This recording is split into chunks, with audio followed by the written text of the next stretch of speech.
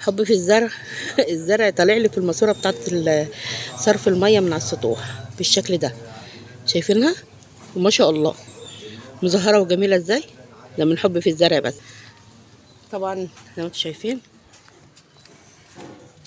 زرع اهوت بالشكل ده كده، جماله.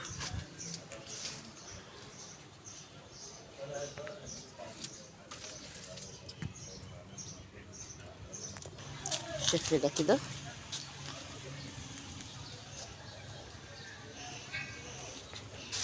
كده. بيقولوا الزرع على السطوح، لا الزرع على السطوح جميل. طب يا ريت يا ريت الكل يعمل مكان ليه خاص كده. ده الروزماري فريش، شاتلينه بالشكل ده كده اهوت. مش عارفه دولت نشفوا ليه، بس ان شاء الله يخضروا ويظهروا. ودي شجره زرعه فاكهه، بسم الله ما شاء الله، جميله هي وحلوه ما شاء الله عليها. اما تطلع الزهره بتاعتها بقى، تشوفوا الزهره بتاعتها هتطلع ان شاء الله، تطلع لنا. دي اسمها شجره ام الفواكه، زرعينها على السطوح برضو زي ما انتم شايفين كده بالشكل ده كده اهوت. بقيه الزرع بتاعنا طبعا احنا زارعين الرجله، لان احنا بنحب الرجله جدا، اللي هي اسمها البروكلي.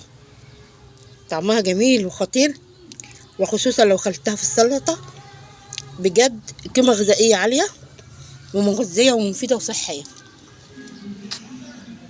الزرع بتاع على السطوح، شايفين الجمال والحلاوه دي.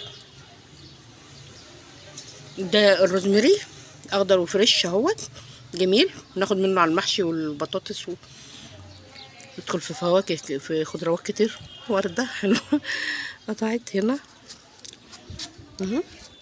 برضو. ده روزماري زي ما انتم شايفين. على فكره الجرام يعني بيتباع غالي جدا الروزماري ده. النعناع الاخضر الجميل الحلو البلدي بالشكل ده كده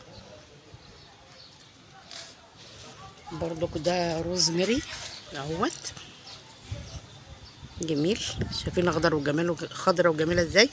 وهنا ده ريحان سعودي، ريحته تحفه، هو جميل بصراحه. ده روزماري بردك تمام. شايفين الزهره الجميله الحلوه البيضه دي اللي فيها النقطه البينك الجميله دي. بس ايه رايكم في الزرع؟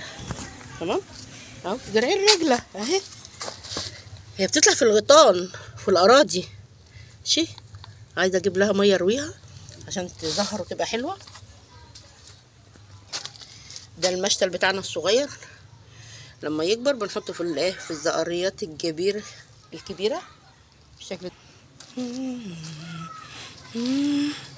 ده بقى اللي هو التقاوي. اللي دي كده التقاوي اللي هي بنزرعها يطلع منها الورد اللي انتوا شايفينه ده بالشكل ده كده. شوفوا الوردة شكلها جميل ازاي، وهي لسه راح تفتح لونها جميلة. شوفوا لما بتفتح لونها جميل ازاي. الوردة لونها بينك وفيها النقطة الحمراء. هنا الوردة لونها بيضة وفيها النقطة الصفراء. انتوا شفتوا قبل كده الوردة البيضة وفيها النقطة البينك. بجد تشكيلة جميلة ومجموعة حلوة. وده السطوح بتاعي على السطوح الزرع، منظر خرافة وجميل جدا. اشوفكم على خير فيديو جديد. وان كان انت بتزرعي عندك على السطوح برضو ولا في البلكونه، لو الزرع عجبك يا ريت تعملي لايك. السلام عليكم ورحمه الله وبركاته.